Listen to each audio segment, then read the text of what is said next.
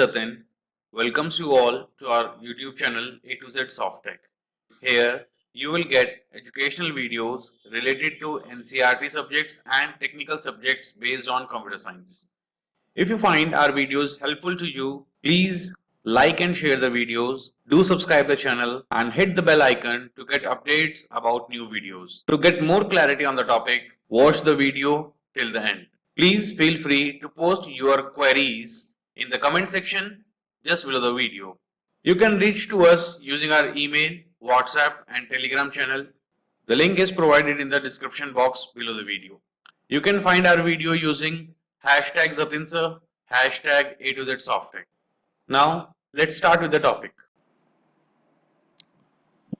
So in previous class we have discussed about RTL. RTL is Register Transfer Language. Register Transfer Language का मतलब क्या होता है? Now, when you have to do micro operations, what are the micro operations? Operations which are performed on registers are known as micro operations. And जब भी आप कोई micro operations perform करते हो उसमें जो operands आप use करते हो, that operands are coming from registers and also they can going to registers. Means आपको A plus B करना है equals to C. तो A और B कहाँ से आएगा? रजिस्टर से. और जो C है रिजल्ट वो कहाँ जाएगा? रजिस्टर में. जब ये सारा काम आपको करना है तो ये इस ऑपरेशन को हम क्या कहेंगे? Micro operation. और इस ऑपरेशन को परफॉर्म करने के लिए जो लैंग्वेज यूज की जाएगी, जिस लैंग्वेज के थ्रू आप प्रोसेसर से कम्युनिकेट करोगे, that language is known as register transfer language, because in this the data is transferred between registers. Okay, so इसी में आगे हम कर रहे थे. कल हमने ब्लॉक डायग्राम स्टडी किया था. This block diagram says what? R2. Okay, R2 is second register, R1 is first resistor. Let first resistor जो सोर्स रजिस्टर है, उस सोर्स रजिस्टर का आपको डेटा ट्रांसफर करना है किसमें? डेस्टिनेशन रजिस्टर में. R1 is the source register, R2 is the destination register. Okay, this P is a pointer like आपका कोई फ्लैग है. When P is equals to 1, then this transfer will takes place. When P is equals to 1, then this transfer will takes place. Means the output of R1 will be the input of R2. Output of R1 will be the input of R2. In this case देखिए R2 का जो content है that will be transferred in R2. R1 का जो content है that will be transferred into R2. R1 से data R2 में transfer होगा. कब होगा? जब कंट्रोल सर्किट चेक करेगा that P, control circuit check करेगा that P is equals to 1. Yes, if P is equals to 1, in that case आपका ये ऑपरेशन जो है परफॉर्म होगा. And this is a load operation. This is a load operation. Here you provided a clock. This clock will do what? This clock will do the synchronisation with the control circuit. This clock will synchronize the registers with the control circuits.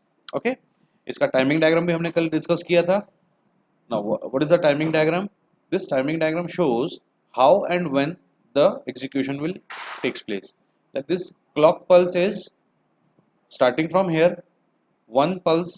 This is known as one pulse, one high, one low. Okay, now this is another pulse, this is another pulse. Okay, let at t time the logic will be high. Logic high हुआ t cycle पर and it will goes to high up to 1 cycle. देखिए ये 1 cycle यहाँ से start हुआ. जब t की value high हुई तब ये लोड ऑपरेशन स्टार्ट हुआ एंड ये कब तक चलेगा? जब तक t की वैल्यू वापस लो नहीं हो जाती. यहाँ से स्टार्ट होकर यहाँ तक ये हाई रहेगा एंड देन t+1 पर आपका ट्रांसफर होगा and then operation will again goes low. What does that mean? It means कि जब आपके पास एक बार वैल्यू चेक करी आपने टाइम की और उस वैल्यू पर डेटा ट्रांसफर हुआ, इस टी वैल्यू पर डेटा ट्रांसफर हुआ, उसके बाद आपका ये ऑपरेशन जो है ये automatically goes low.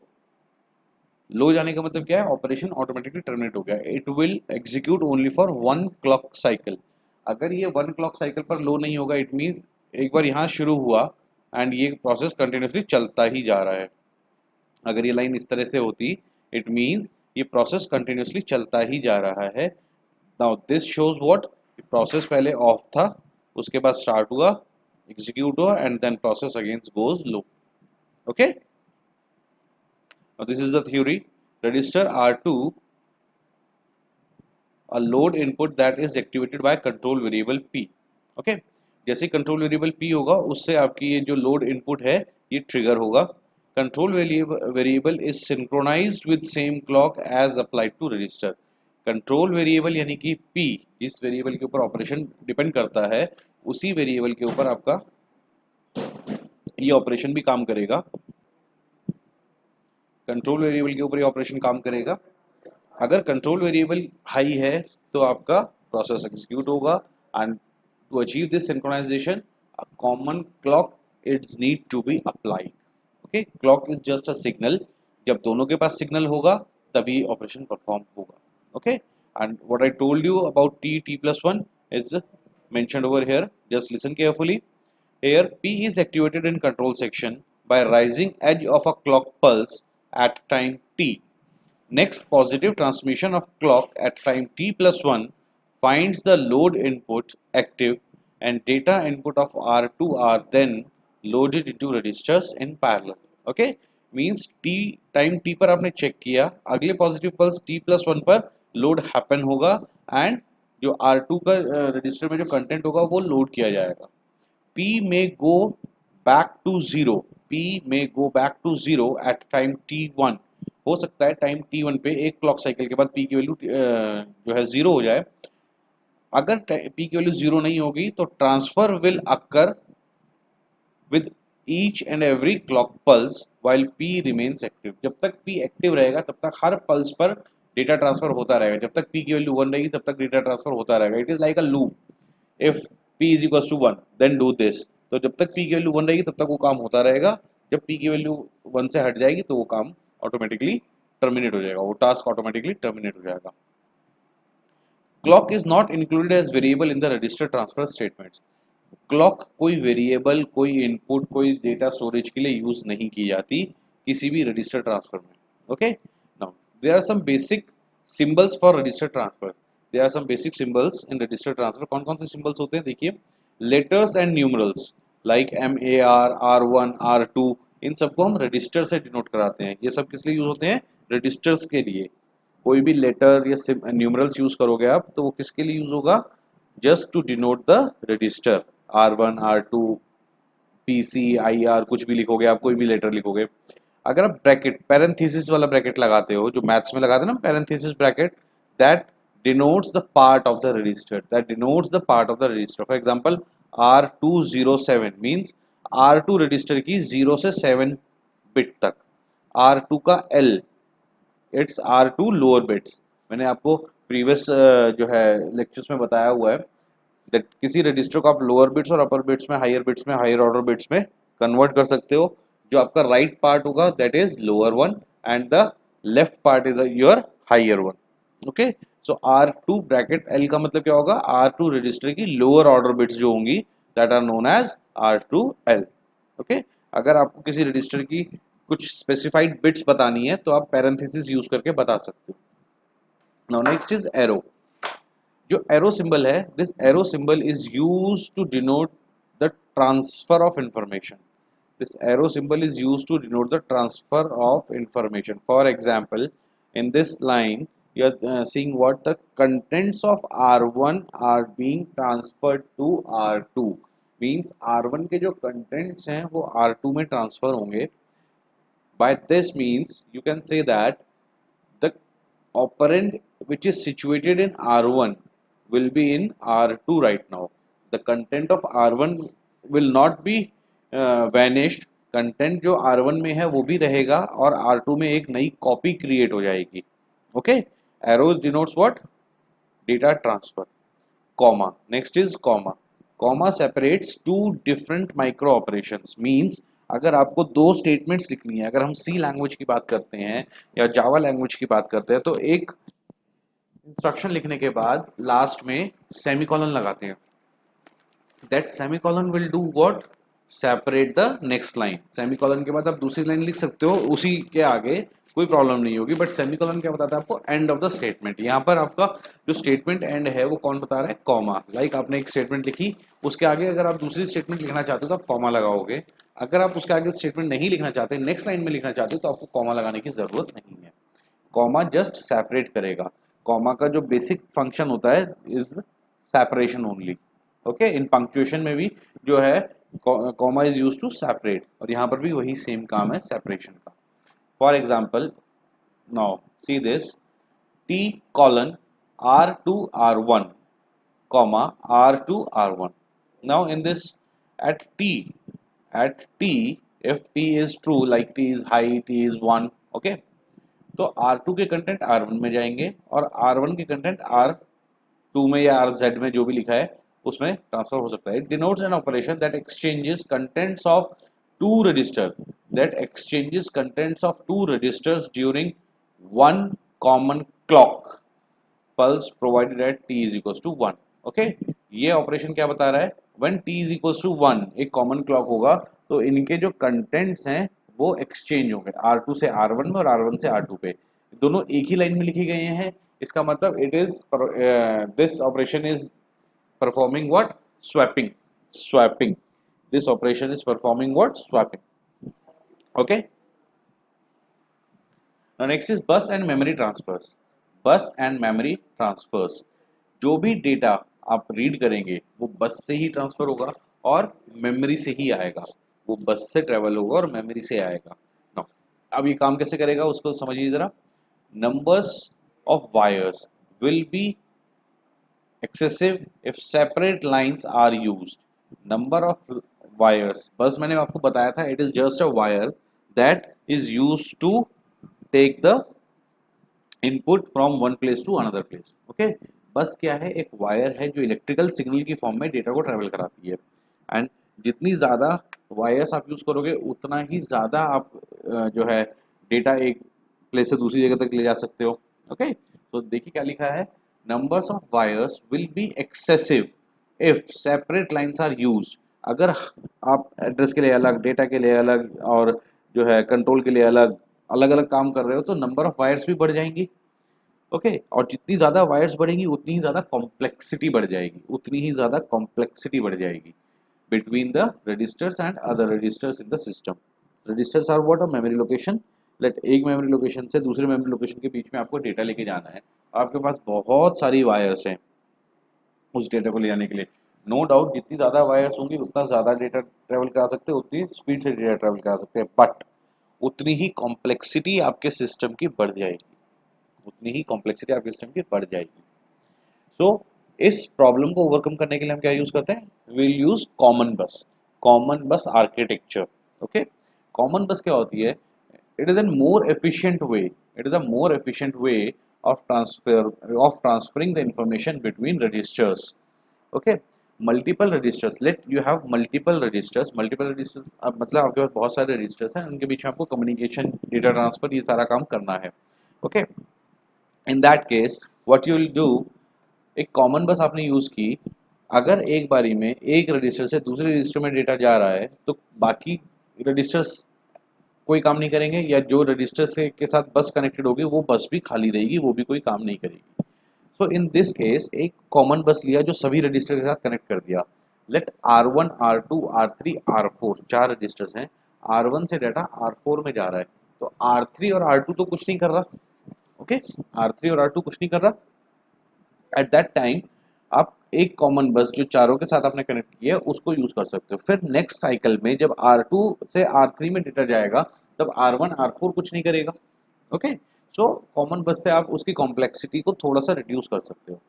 Now see here, a more efficient scheme for transferring information between registers in a multiple register configuration is a common bus system.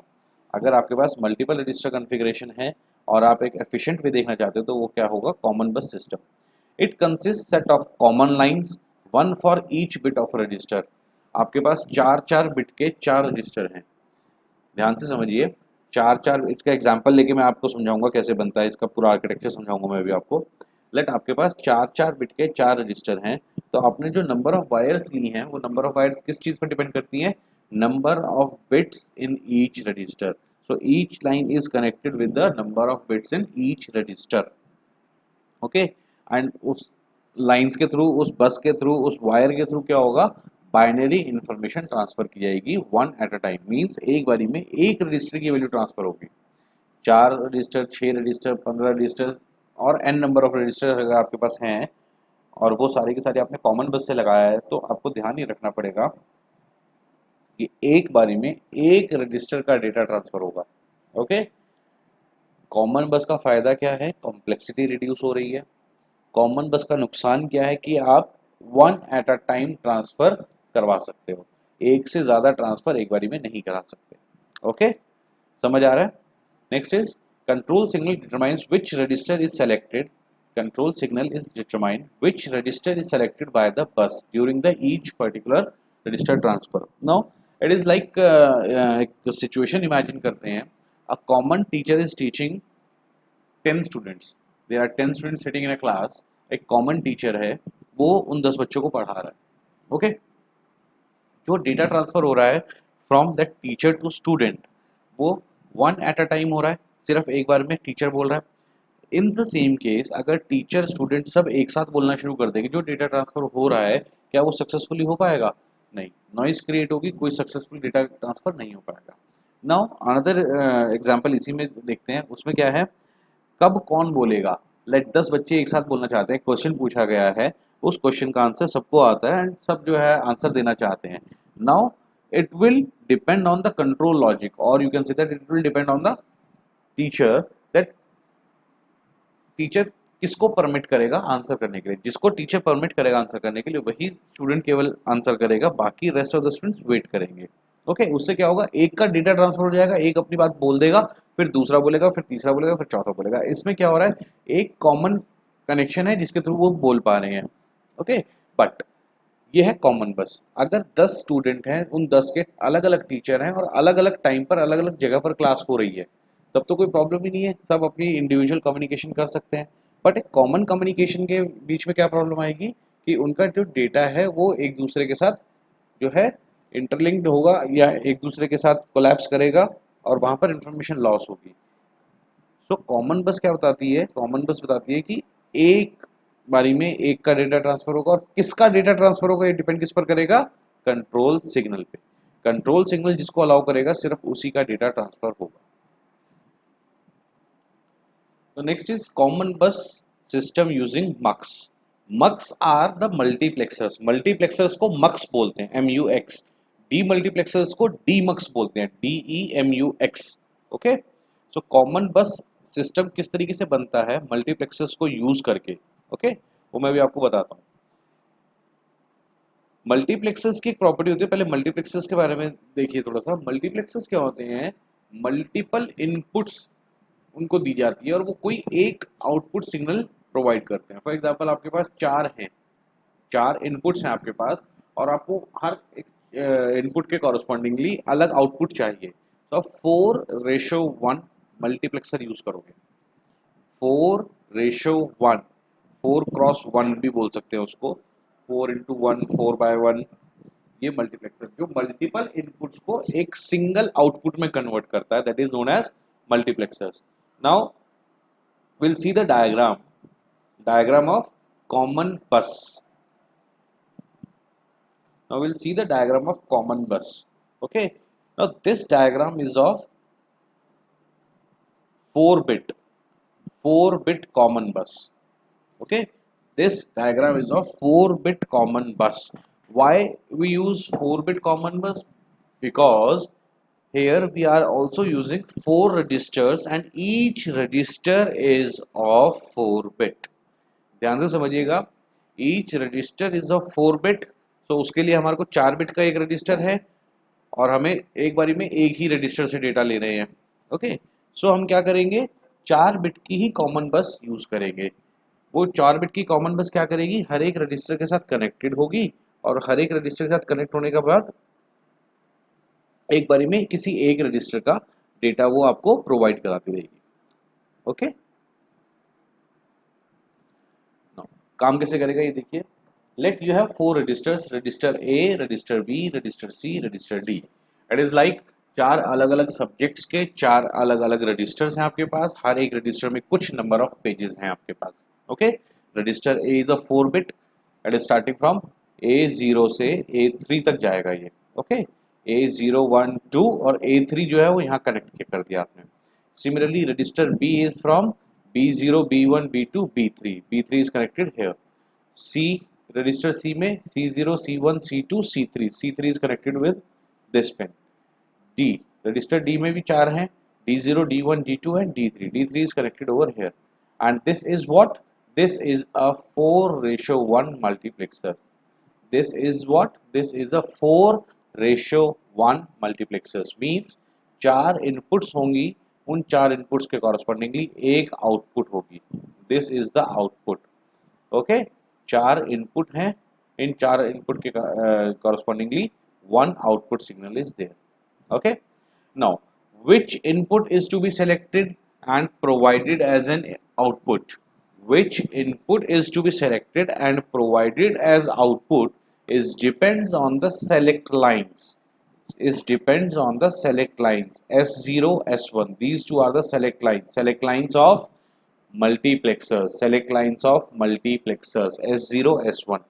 Okay. Multiplexers की जो फंक्शनिंग है वो सेलेक्ट लाइंस पर depend करती है. जितने bit की select line होगी उतना ही मल्टीप्लेक्सर होगा. For example, like if I am saying two select lines, so number of select lines raise to the power 2. ध्यान से समझिए, number of select lines raise to the power 2 will give you the input of multiplexers. Okay, number of select lines raised to the power 2 will give you the inputs of multiplexer. For example, two select lines की power कर दो 2. 2 raised to power 2 is 4. Okay, so the multiplexer is of 4 inputs. If we are using 3 select lines S0, S1, S2, 3 select lines raised to the power 2, so 3 select lines raised to the power 2. 3 का अगर आप power करेंगे then you will get what? Sorry, number of select lines will be the power of 2. So number of select lines क्या है? 2 हैं, तो ये 2 की पावर में जाएंगी. Okay, if number of select lines are the 3, if number of select lines are 3, in that case 2 raised to the power number of select lines. If number of select lines are 3, then 2 raised to the power 3, it will give you 8. If number of select lines are 4, then 2 raised to the power number of select lines will be 4, 2 raised to the power 4. Then this will give you the number of inputs that the multiplexer can have at max. Okay, in this case 2 select lines है, 2 raised to the power 2, that is 4. So 4 inputs होंगे multiplexer की. It will work like 0 0 0 1 1 0 1 1. I will show the table later on. Just understand this concept first of all. This S0, S1 is connected with first multiplexer. Here you can see. Now this line is connected with second as well, third and fourth one. It means all 4 multiplexers are connected with these select lines. Okay, all 4 multiplexers are connected with these select lines.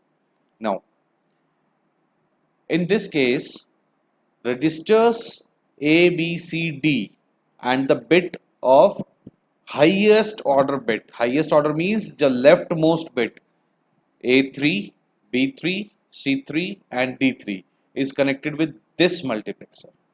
Okay. Now what will be connected with this multiplexers? This multiplexer will be connected with A2, B2, C2, D2. A2, B2, C2 and D2. जैसे यहाँ पर ये 4 connections आए हैं, ऐसे ही 4 connections यहाँ जाएंगे. Moving on the same meaning, A1, B1, C1, D1 and here A0, B0, C0, D0. Now क्या होगा? सारे रजिस्टर्स के सारे बिट्स सारे मल्टीप्लेक्सर्स के इनपुट के साथ कनेक्ट हो जाएंगे इन दिस मैनर. ये कंप्लीट कनेक्ट हो जाएगा. यहाँ पर कनेक्ट इसलिए नहीं करके दिखाया गया, बहुत हौच पौच हो जाता. इसलिए अगर एग्जाम में टेस्ट में कहीं भी आपसे पूछा जाए तो आप भी इस तरीके से बना के ला सकते हो. यहाँ पर ना नंबर लिख सकते हो, सिर्फ A0, B0, C0, D0 and so on. किसी एक को कनेक्ट करके दिखा दो. आप चाहो तो आप इसको कनेक्ट करके इन 3 को ब्लैंक छोड़ सकते हो, कोई प्रॉब्लम नहीं है. नाउ ऑल्सो यहाँ से A3 B3 C3 D3 भी कनेक्ट कर सकते हो, कोई प्रॉब्लम नहीं है। जरूरी नहीं कि वो यहीं कनेक्ट होगा A3 B3 C3, आप यहाँ पर करो, ये 3 के लिए, 2 के लिए, 1 के लिए, ये 0 के लिए, कोई प्रॉब्लम नहीं है, कहीं कोई इश्यू नहीं है। डायग्राम को रटने की बिल्कुल भी ज़रूरत नहीं है, ध्यान से समझो इसको, आप समझोगे आपको समझ में आ जाएगा। हर एक मल्टीप्लेक्सर से एक आउटपुट निकल रही है, 4 मल्टीप्लेक्सर से कितने आउटपुट निकलेगी? 4। ओके, और ये जो है ये आपकी कॉमन बस बनेगी। इन पूरे रजिस्टर्स, इन चारों रजिस्टर्स का टोटल डेटा अब इन 4 लाइनों से जा सकता है। अदरवाइज क्या होता, 4 लाइन इसके लिए चाहिए होती, 4 लाइन इसके लिए चाहिए होती, 4 इसके लिए, एंड सो ऑन, 4 इसके लिए। टोटल आपको कितनी लाइंस की रिक्वायरमेंट होती है यहाँ पर? 16 लाइंस की। उन 16 लाइंस को आपने मल्टीप्लेक्सर्स की हेल्प से क्या कर दिया? 4 लाइन में कन्वर्ट कर दिया। Okay, okay, I'm repeating it again, listen carefully please.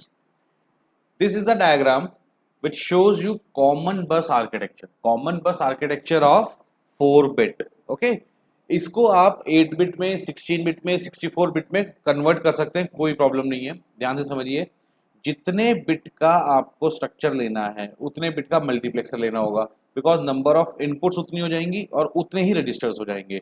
In this case ये 4 बिट का है, पहले मैं 4 बिट का समझाता हूँ, देन आपको इसको 16 और 8 में किस तरीके से कन्वर्ट कर सकते हैं वो बताता हूँ। 4 bit register, register A, register B, C, D, चारों रजिस्टर 4 बिट के हैं, मीन्स सब में 4 बिट्स हैं।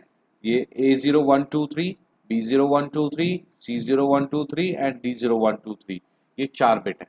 ओके, इन जनरल अगर इन रजिस्टर से आपको डेटा ट्रांसफर कराना है तो यू नीड 16 बिट्स। वाई? 4 4 4 4। तो चारों रजिस्टर से डेटा ट्रेवल कराने के लिए आपको कितने बिट्स की रिक्वायरमेंट होगी, कितनी बस की रिक्वायरमेंट होगी? 16 बिट बस की। बट अगर आप इसकी कॉम्प्लेक्सिटी रिड्यूस करना चाहते हो, रिड्यूस करने के लिए आपको क्या करना पड़ेगा? कॉमन बस आर्किटेक्चर आप ले सकते हो। आप क्या कर सकते हो? कॉमन बस आर्किटेक्चर ले सकते हो। कॉमन बस आर्किटेक्चर में क्या होता है, आप रजिस्टर्स को मल्टीप्लेक्सर के साथ कनेक्ट करते हो, मल्टीप्लेक्सर से चूज करते हैं किस रजिस्टर से इनपुट लेना है, मल्टीप्लेक्सर से चूज करते हैं किस रजिस्टर से इनपुट लेना है, एंड देन आप उस पर्टिकुलर रजिस्टर से इनपुट ले सकते हो। एक मल्टीप्लेक्सर है, चाहे आप उसको राइट मोस्ट देख लो या लेफ्ट मोस्ट देख लो, ओके, चाहे दिस वन और मे बी दिस वन, कोई बाउंडेशन नहीं है कि A0 B0 C0 D0 यहाँ कनेक्ट करने हैं और यहाँ पर A3 B3 C3 D3 connect करना है। इफ़ यू वांट आप A3 B3 C3 D3 यहाँ कनेक्ट करो, then A2 B2 C2 D2, A1 B1 C1 D1 और A0 B0 C0 D0। आपको एग्जाम में, टेस्ट में कभी भी कोई भी पूछता है, ज़रूरी नहीं है A3 B3 C3 और D3 का ही कनेक्शन करके दिखाओ आप। ओके, इफ़ यू वांट आप A0 B0 C0 D0 को कभी कर सकते हो। अगर आप दोनों ये नहीं करना चाहते, आप A1 B1 C1 D1, A2 B2 C2 D2 किसी भी एक का कर सकते हो, बट कोशिश करना एक का ही करो, सबका मत करना, बिकॉज बहुत ज़्यादा कॉम्प्लिकेटेड डायग्राम बनेगा। आज की जो लेक्चर है ये थोड़ा सा क्रिटिकल है, ध्यान से समझिए, कॉम्प्लिकेटेड डायग्राम बनेगा, इसलिए पूरे को सारे कनेक्ट करने की जरूरत नहीं है। Okay, so there is no boundation कि आप यहाँ पर A3 B3 C3 लेंगे या यहाँ पर A3 B3 C3 लेंगे। देर इज नो बाउंडेशन कि आपको हमेशा A3 B3 C3 का ही कनेक्शन करके दिखाना है और A0 B0 का A1 A2 B1 B2 का नहीं दिखाना, ऐसा कोई बाउंडेशन नहीं, आप कुछ भी कनेक्ट कर सकते हैं। नाउ लिसन केयरफुली, हर एक रजिस्टर की एक जैसी लाइंस ही कनेक्ट होंगी, ऐसा नहीं है कि इसमें आपने A3 कनेक्ट कर दिया और यहाँ से B2 कनेक्ट कर दिया, यहाँ से C1 कर दिया और यहाँ से D0 कर दिया, वो गलत होगा। अगर एक रजिस्टर आप, एक मल्टीप्लेक्सर आप ले रहे हो ये वाला, तो इसमें सबकी लास्ट बिट ले रहे हो तो सबकी लास्ट बिट ही होगी। इफ A3 है तो B3 C3 D3 होगा, इफ A0 है तो B0 C0 D0 होगा। It means you are seeing हर एक रजिस्टर में A0, A1, A2 और A3। ओके, अगर मैंने सेलेक्ट लाइंस की इनपुट्स कुछ इस तरीके से लगाई कि जो 0th पिन पे डेटा आ रहा है वही आउटपुट पे मिल जाए, लिसन केयरफुली, सेलेक्ट लाइंस को मैंने कुछ इस तरीके से चूज किया दैट जो जीरोथ पिन पे, मल्टीप्लेक्सर के जीरोथ पिन पे जो डेटा आ रहा है सिर्फ वही मिले, तो क्या होगा, आपके पास A0 यहाँ से बाहर, A1 यहाँ से, A2 यहाँ से और A3 यहाँ से। इट मीन्स आपके पास कॉमन बस में क्या आउटपुट आएगी, A0 से A3 तक। मीन्स ये वाला पूरा रजिस्टर एक साथ रीड होगा आपका यहाँ पर। अगर आपने सेलेक्ट लाइंस के लॉजिक को ऐसे बनाया कि आप सिर्फ फर्स्ट पिन रीड कर रहे हो, फर्स्ट पिन रीड करने का मतलब क्या है, you are reading only B. So आपके पास अब क्या आएगा, B0, B1, B2, B3। तो आपके पास आउटपुट में यही इन्हीं 4 लाइन से कौन सी आउटपुट आ जाएगी, रजिस्टर बी की। ओके, एंड सेलेक्ट लाइन जो है वो डायरेक्टली कनेक्टेड है। मीन्स जो सेलेक्ट लाइन आपने यहाँ प्रोवाइड करोगे इस मल्टीप्लेक्सर के लिए, वही सेम लॉजिक आपका बाकी तीनों मल्टीप्लेक्सर में जाएगा। So by this mean you can access your registers, 4 different registers of 4 bit each, using only 4 bit common bus। using only 4 bit common bus आप अपने सारे जो है registers को use कर सकते हो। Okay, now what is the logic behind select lines? Now this is the logic behind select lines। 0 0 के लिए रजिस्टर A सेलेक्ट होगा, 0 1 के लिए B होगा, 1 0 के लिए C होगा और 1 1 के लिए D होगा। नाउ 0 0 0 1 1 0 1 1 मीन्स जब both select lines will be 0, आप इन दोनों पर 0 इनपुट प्रोवाइड करोगे, सो क्या होगा, सिर्फ 0th पिन एक्टिव होगी, सबकी 0th पिन एक्टिव होगी। और 0th पिन का मतलब क्या होगा, सिर्फ रजिस्टर A रीड होगा। 0 1 के केस में 0 1 देखिए, 0 किसको देना है, S1 को 0 देना है, S0 को 1 देना है। 0 1 का मतलब क्या है, S1 is 0 and S0 is 1। तो S0 को आप 1 कर दीजिए, S0 को 1 कर दीजिए और S1 को 0 कर दीजिए। इस केस में क्या होगा, आपका first bit will be selected, यानी कि रजिस्टर B से आप डेटा रीड कर पाएंगे। And in similar manner 1 0 for C and 1 1 for D, register D।